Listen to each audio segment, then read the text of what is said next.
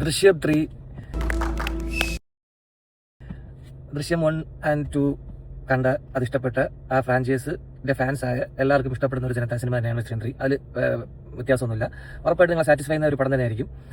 As usual ഒരു slow burning first half, ഒരു peak interval block, പിന്നെ അതിനുശേഷം story revealing step by step, പിന്നെ ഒരു peak climax, the usual typical Jeethu Joseph stuff. But for me personally എന്താ സംഭവിച്ചെന്ന് വെച്ച് കഴിഞ്ഞാൽ, ഇന്റർവൽ ബ്ലോക്കിലെ ആ ഒരു സ്റ്റഫും പിന്നെ ടുവാർഡ്സ് ക്ലൈമാക്സിൽ ഉണ്ടാകുന്ന ഒരു ട്വിസ്റ്റും, ഇത് രണ്ടും ഞാൻ സ്റ്റാർട്ടിങ്ങെ പ്രിഡിക്ട് ചെയ്തു.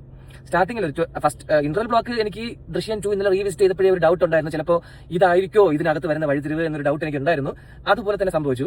പിന്നെ ഈ ക്ലൈമാക്സിലുള്ള ആ ഒരു ട്വിസ്റ്റ് പടം തുടങ്ങി ഒരു 20 മിനിറ്റ്സ് അല്ല, ഒരു ടുവാർഡ്സ് ഫസ്റ്റ് ഹാഫ് അത്രയൊന്നുമില്ല, അതിന് മുന്നേ തന്നെ ഞാൻ ഊഹിച്ചു ചിലപ്പോൾ ഇതായിരിക്കോ വേറെ മെയിൻ ട്വിസ്റ്റ് ആയിട്ട് വരാം, മേജർ ട്വിസ്റ്റ് ആവാൻ പോകുന്നതെന്ന് വിചാരിച്ചു.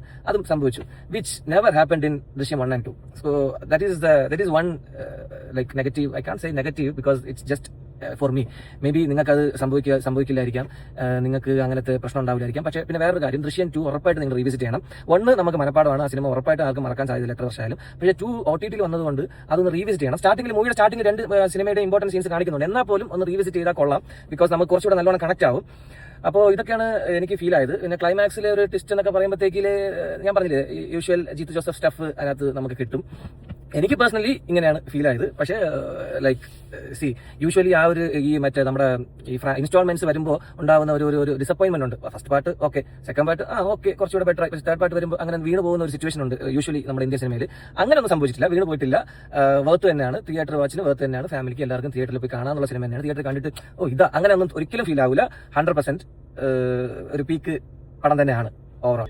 പിന്നെ അതുപോലെ 4th പാർട്ട് ഹിന്റ് തന്നിട്ടുണ്ട്. സോ വി ക്യാൻ എക്സ്പെക്ട് ദൃശ്യം 4 may be in another 2-3 years.